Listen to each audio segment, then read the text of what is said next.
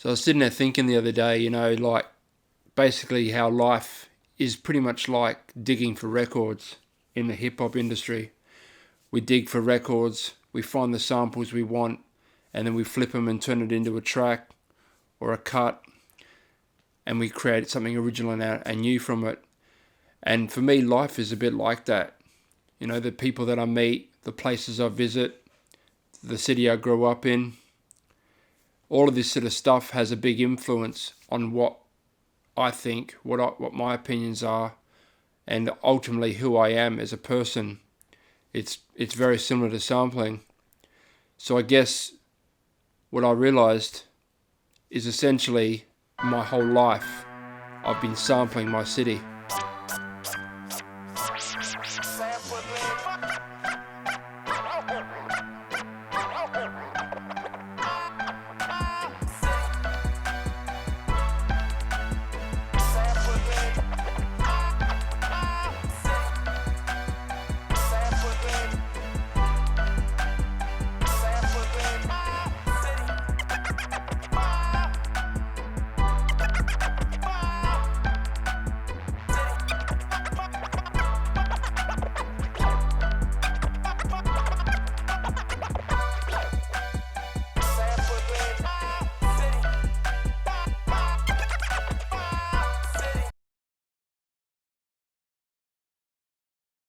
I love the beach. It's a great place to relax and ground myself.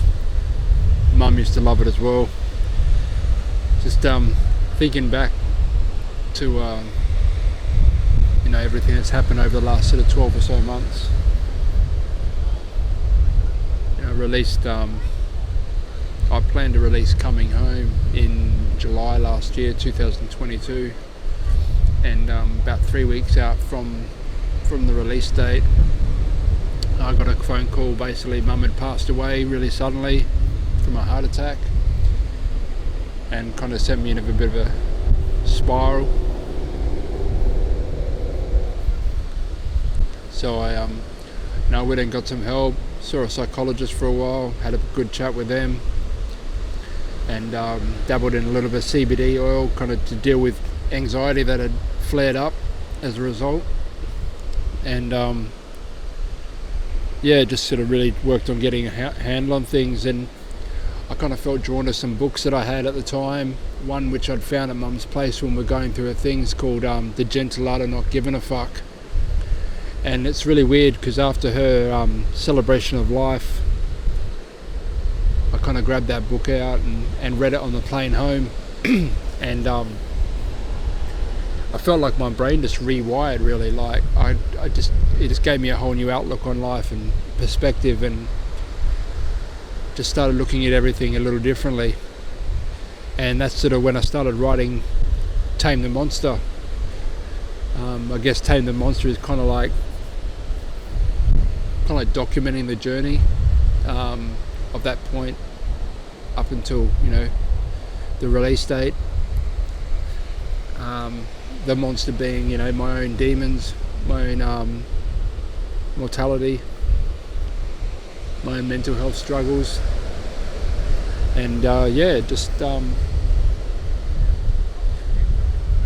really started exploring different genres of music too, because I'd been doing hip hop for so long, so many years, and I guess sampling my experiences through life, meeting Nikolai, meeting Cisco Kid, meeting Ghosty G, people like that, and having influence on my life, and experiences with those guys, like making music and performing and that.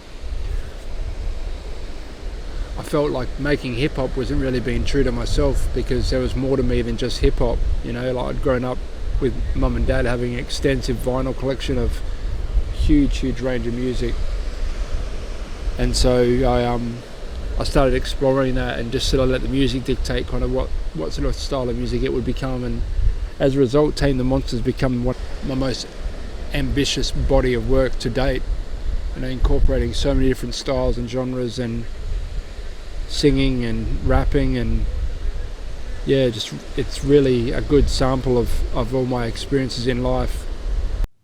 So No one knows I'm SamPaul. Nah, it's your ghost with the most, Ghosty G, aka G Jizza the Ghost from Townsville, North Queensland. I've been asked to speak a few words on Mr. Wade Rich, aka Hectic, aka SamPaul, aka the man with many hats. Did you know SamPaul was an author, actor, photographer, a calendar model, maker of tomato sauce, a coffee connoisseur, a DJ, producer, a superhero, and a hip hop artist? And let's not forget, all round good guy. Hey guys, I'm Nikolai Agel. I'm an MC that's based in Melbourne now, but I'm from Adelaide. I'm also an actor. I met Sam probably 15 to 20 years ago. Through everything up and down, he's been a constant friend through the years, you know. We can always talk about the industry. We acted together in a film.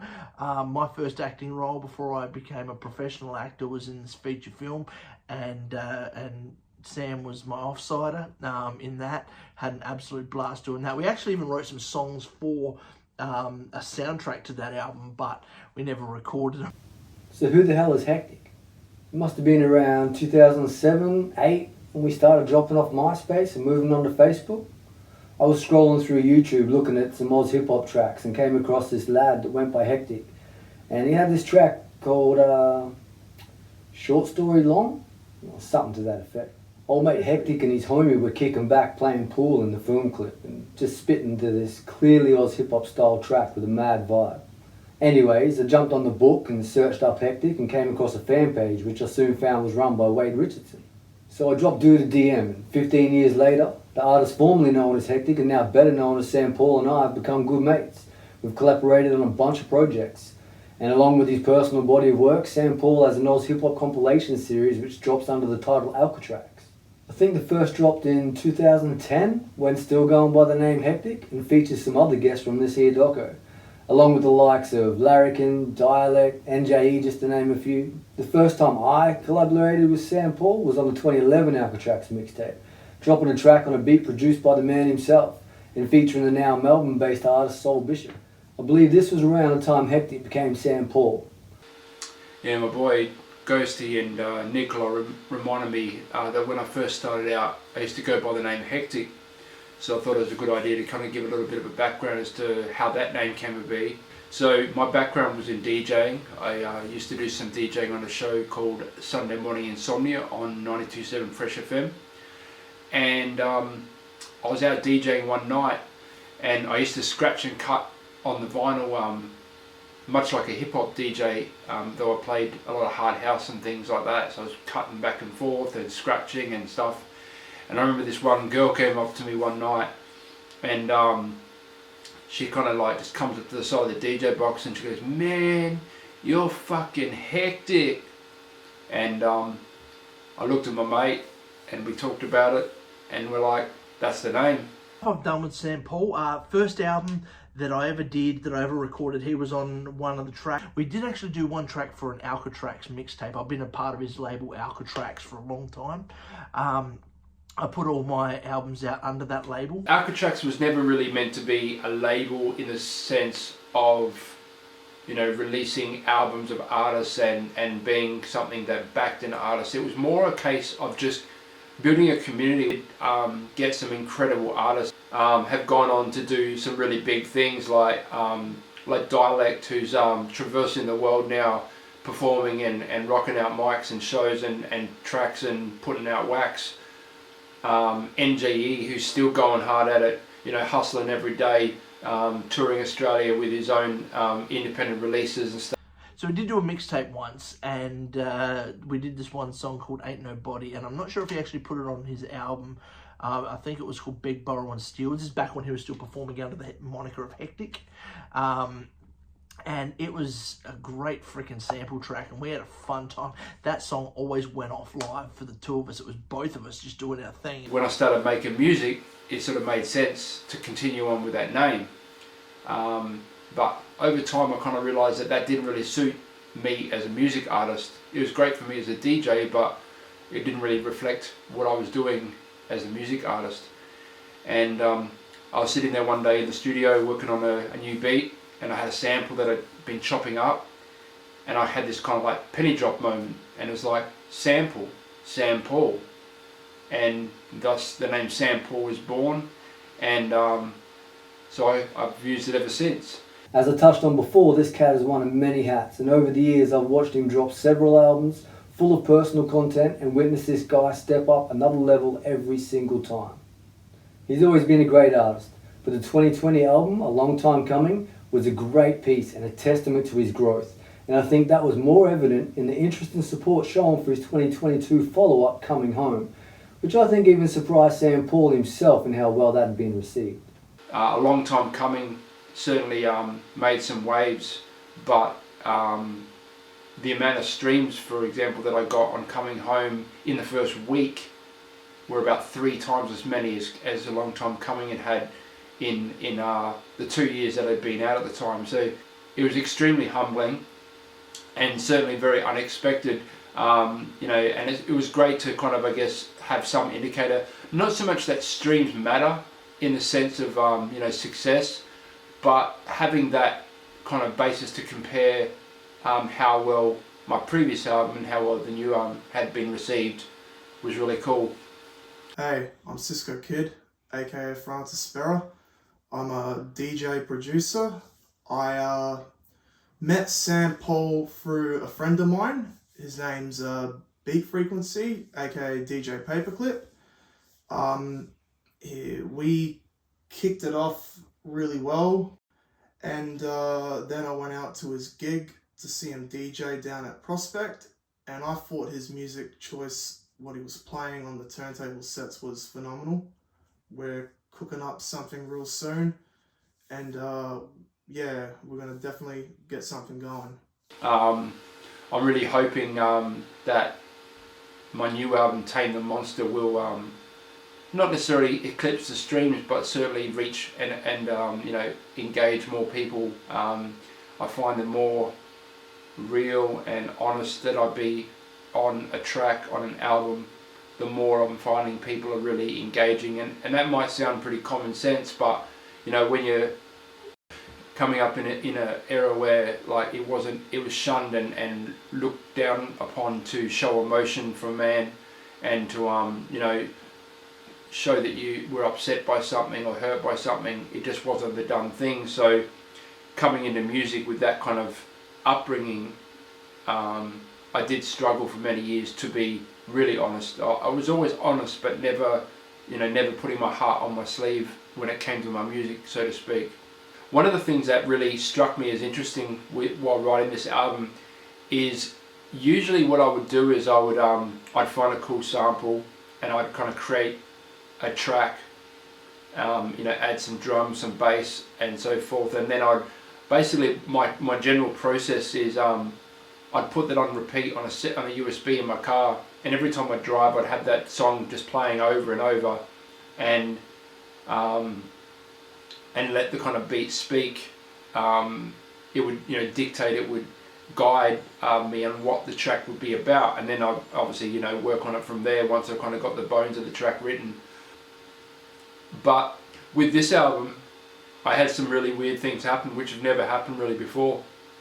It happened a little bit on Coming Home, but definitely a lot on Tame the Monster. I'd be driving, usually like coming home from work or on my way to pick my son up from school, and all of a sudden I would just hear this melody in my head, and I was like, wow, where the hell did that come from?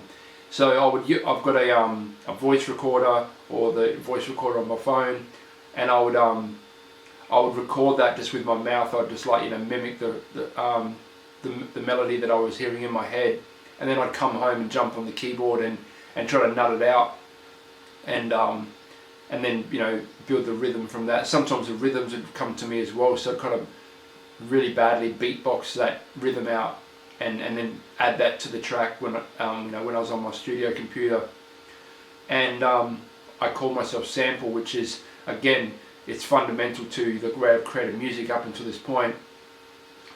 I'm also stepping away from the sampling a little bit on this album, and there's a lot more instrumentation that's being created organically, like whether it's me on the keyboard, me hacking away at my guitar, which is really bad. I'm a terrible guitar player, ask anybody. But what I'm very fortunate to say is that I've got artists and musicians around me that I've been able to take these ideas to and embellish on them. I've worked with a singer, songwriter called Carolyn D, who not only sings on the track Name of the Game, but she actually wrote the chorus and the chorus melody, which is really cool. And probably the most exciting collaborator that I've got on this album is a guy called Mark Hillary.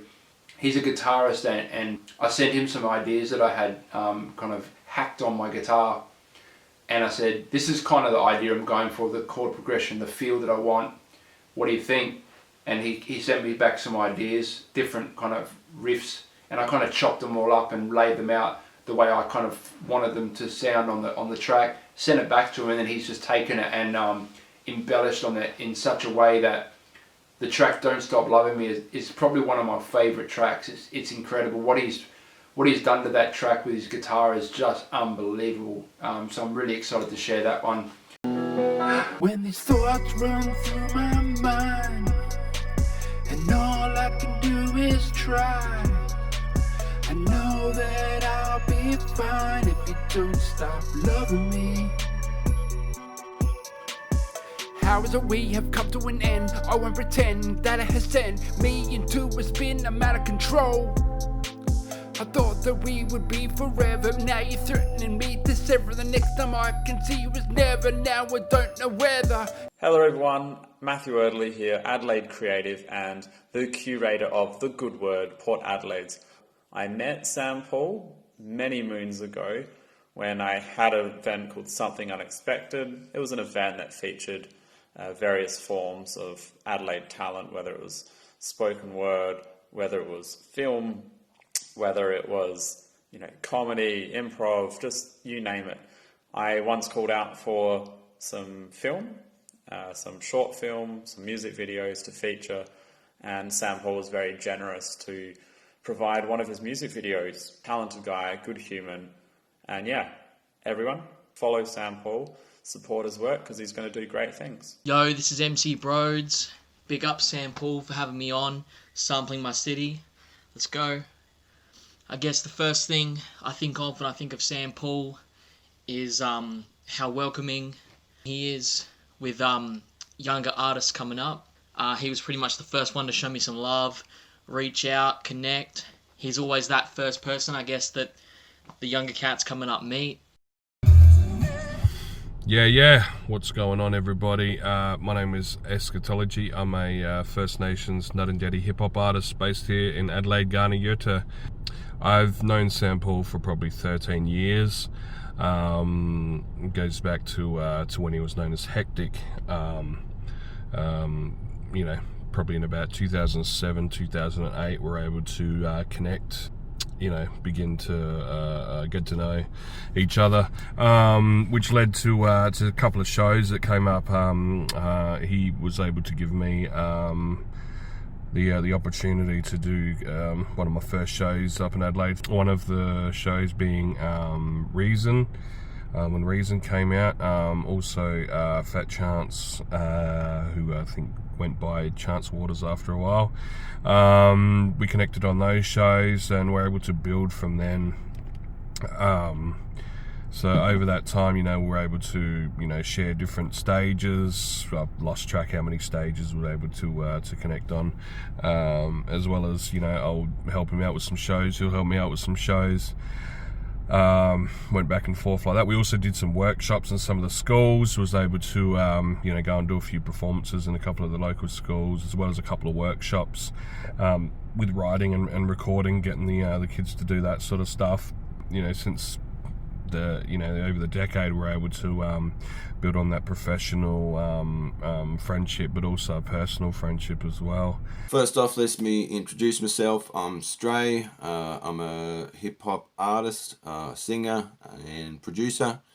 I've done numerous of things in my career, promoter, done 21 releases to date, all sorts of different things, and I collab with a lot of different artists. A lot of people usually ask me to do hooks because of my low style of singing, and SamPaul's been one of them. I think we've done 3 to 4, maybe 5 tracks now.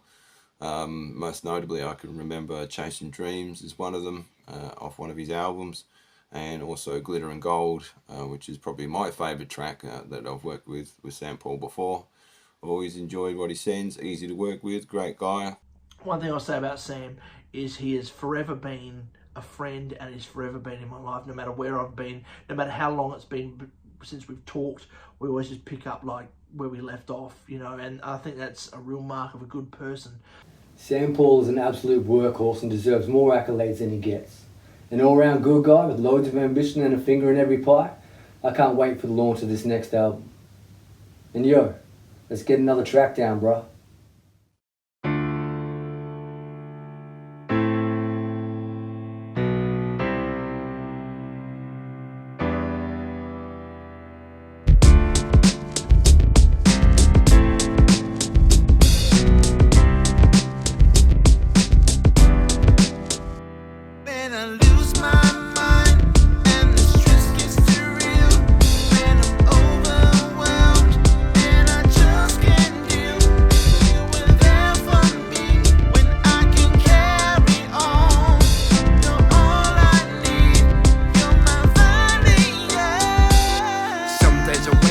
Get out of bed, doubt amplified by the voices in my head. Don't wanna face the day, it's outside I dread. Heart palpitations with every word that's said. It's a daunting task, my mind fills with fear. My body shakes and my eyes fill with tears. Vision is blurred.